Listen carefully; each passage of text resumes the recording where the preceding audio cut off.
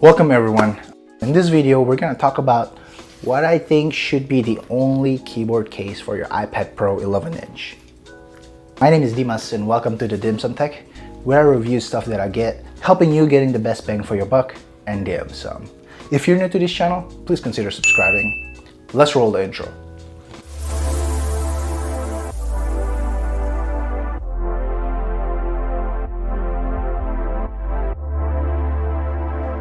If you have an iPad Pro or planning to purchase one, you are probably clicking on this video to see what accessories you need to get for your iPad Pro.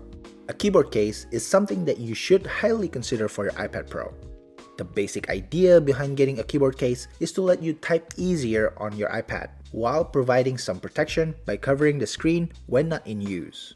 However, since the iPad OS now fully supports mouse and trackpad, you want to look for a keyboard case that has a trackpad as well. Hence, the Logitech Folio Touch keyboard case.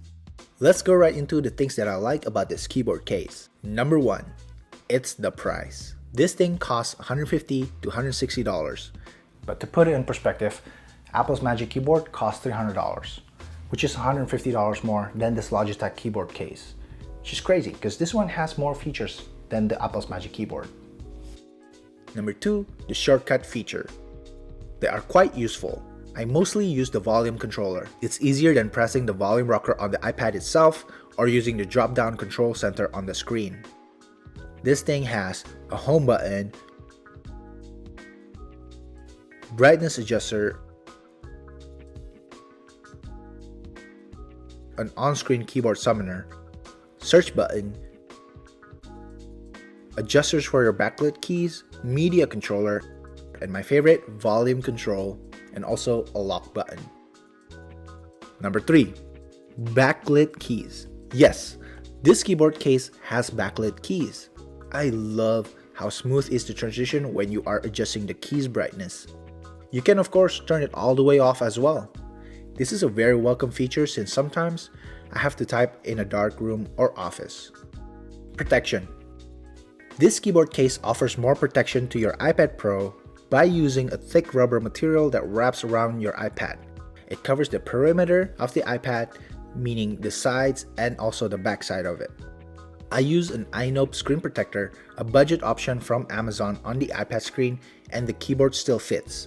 It doesn't push against the screen protector. Number 5, smart connection. You can forget pairing this case with Bluetooth.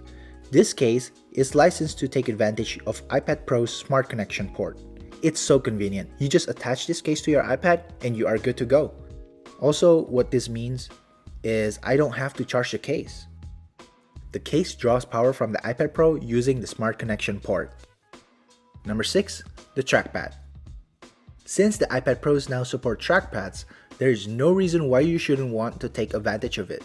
When editing texts or working with spreadsheets, sometimes I naturally reach for the trackpad, and it gets me really close to a PC Windows experience again.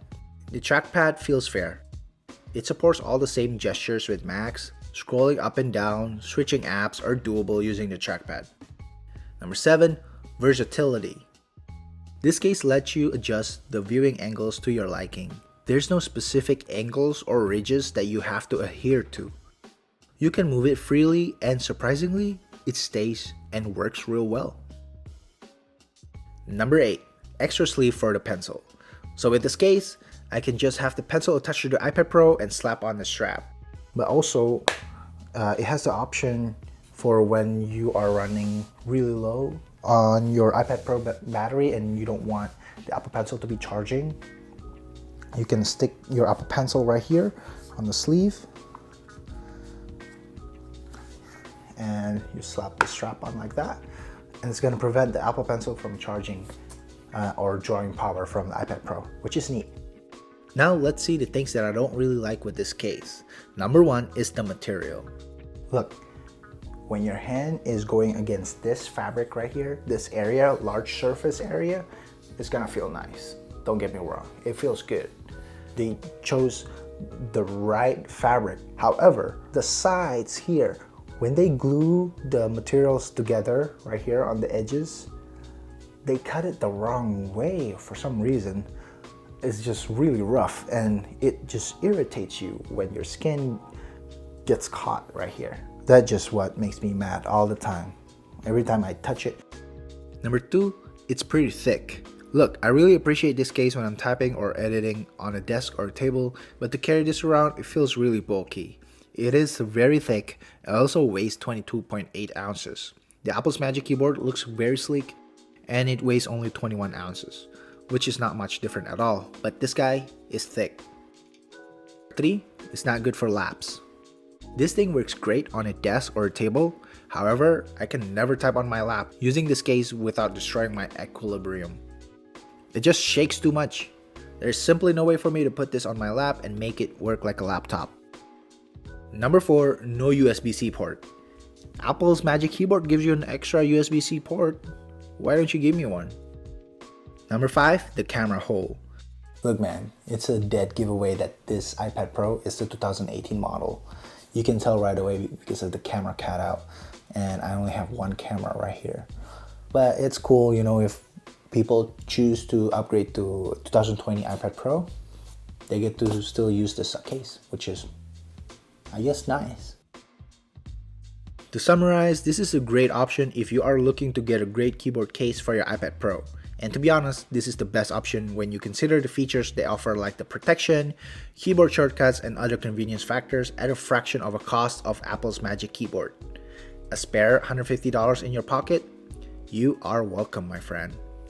And as always, don't forget to like this video and subscribe to my channel. Check out the links below if you want to check out Logitech keyboard case, or if you want to check out all of my YouTube gears. Purchasing anything from the links will give me a small percentage and help to put food on the table. I appreciate you, and see you on the next video. Thanks!